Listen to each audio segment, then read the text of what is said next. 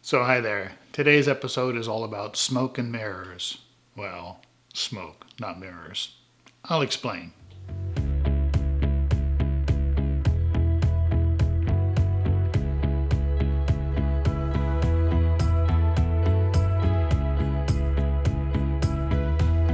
So today is really all about photographing smoke. And it's pretty simple. It doesn't require a very complex setup. A flash is helpful. Of course, you need some source of smoke, and incense seems to be a very good source. It works really well. I tried using a candle, lighting it, blowing it out, but that smoke doesn't last very long. So uh, incense seems to be the best way to go. But anything that's going to produce smoke is going to give you similar results.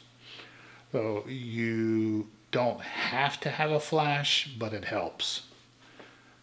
If you don't have a flash, then you're going to need some fairly sort of bright light that you can that you can direct at the smoke, and then usually some sort of secondary light just so you can focus on the smoke.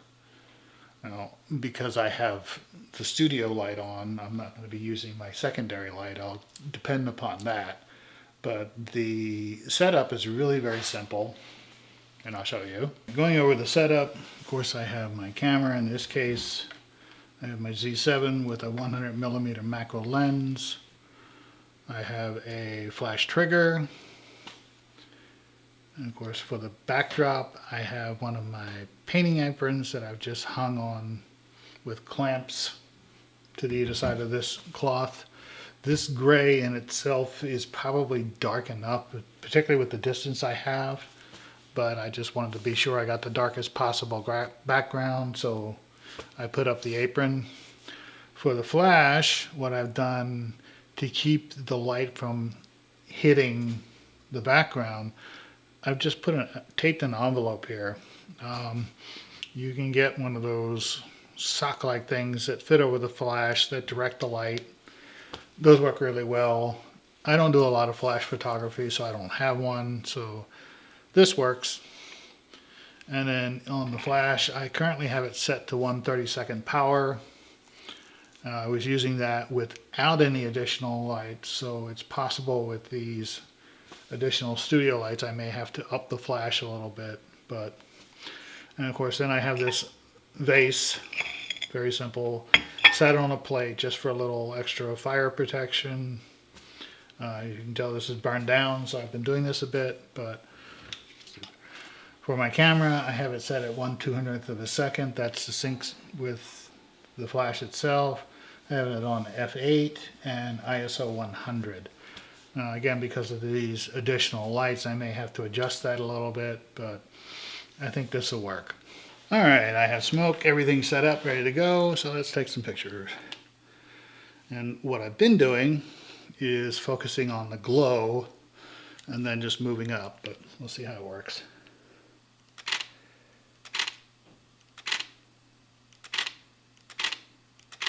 All right, I'm going to see if I can get away with turning one of these lights off.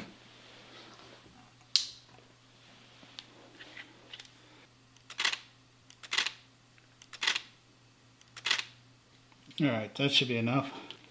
All right, we'll load these in the Lightroom and see what I got. Okay, I have my images imported into Lightroom.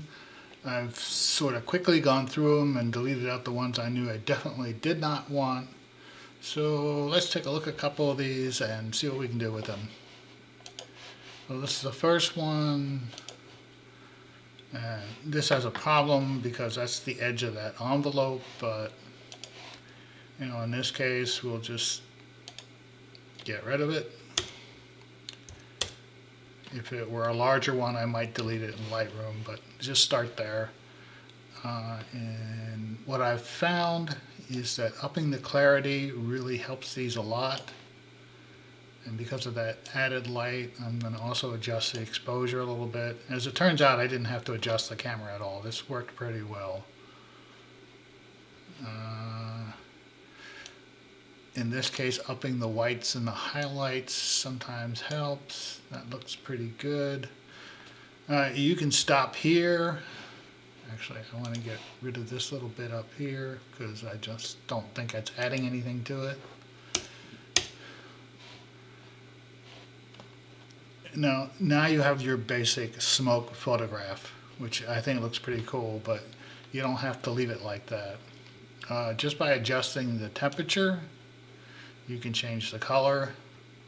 That's kind of cool. Now we're going into yellow.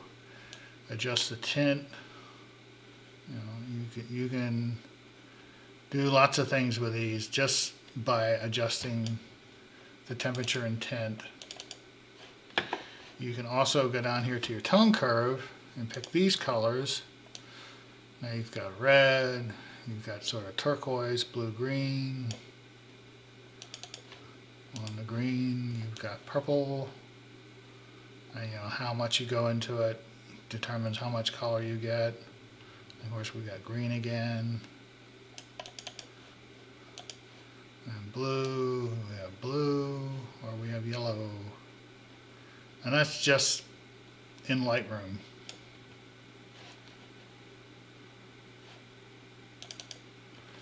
But if you really want to get a little interesting, I think it's actually better to go into Photoshop. So from Lightroom, it's either Command E or Photo, Edit in this case, Adobe Photoshop. Or whatever other software you have linked to Lightroom. All right, now once you're in Photoshop, what I've found the best thing to do is just immediately make a new layer, because this is where you're going to be making your changes, or a way that I've discovered to make changes. So now we have this new layer. We change the blend mode to color, and then that allows interesting things to happen. Now I already have red picked, so if I pick the paintbrush and just start painting over this, it immediately is going to change it. Anything I paint over that's white is going to become this new color. Let's pick a nice bright green.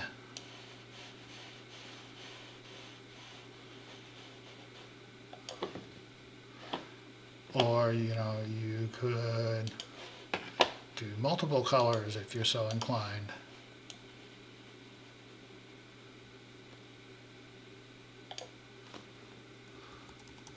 Make that brush smaller, the open bracket to make it larger, close bracket, or open brace, close brace if you're just looking at the upper case. But it's that key.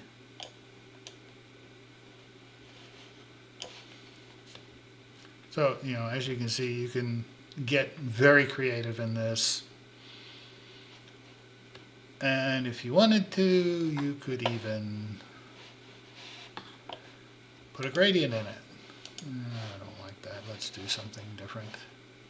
Let's try purples. What's in purples? Yeah, I like that.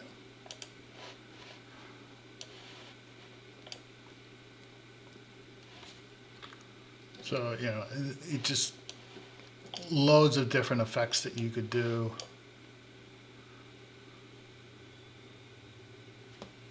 It's really up to you. Let's see, I kind of like this one. I want to do, yeah. All right, there are a couple of things with this one. I really like this overall, but again, I got that envelope in there.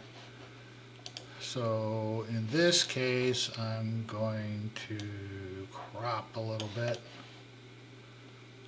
That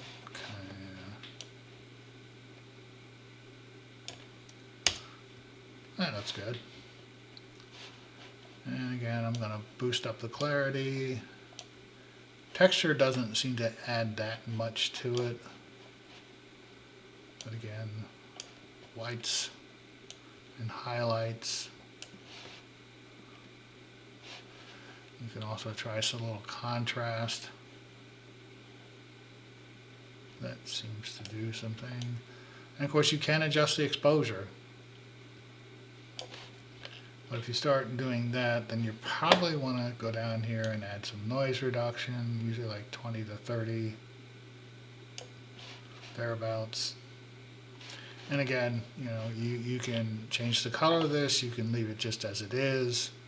It's just, to me, a nice, interesting shape. All right, I want to show you one more thing that you can do. And we'll do our Lightroom edits first. Again, just get rid of this bit. Doesn't need to be that large.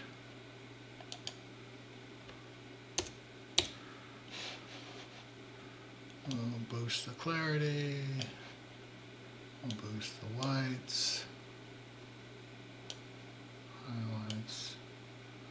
Maybe up the exposure just a little bit. Alright, now I take this into Photoshop, and again it's Photo Edit In or Command E.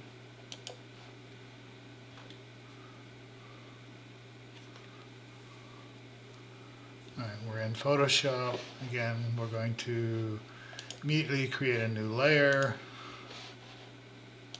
I'm going to change that to color.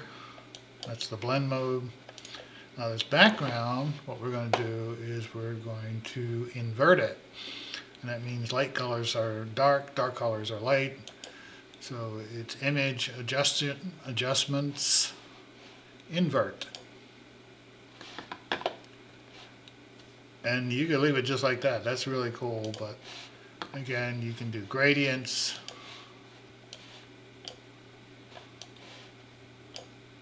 Yeah, I like it better. You can paint it. You can paint with different colors. It's limited only by your imagination. I hope this has inspired you to give this a try. It's relatively simple. If you have a camera, you have a flash or a really bright light, it should work really well for you. So thanks for watching. Subscribe if you haven't. Click that like button. If you click the bell, you'll get an email when I post a new video. See you in the next one.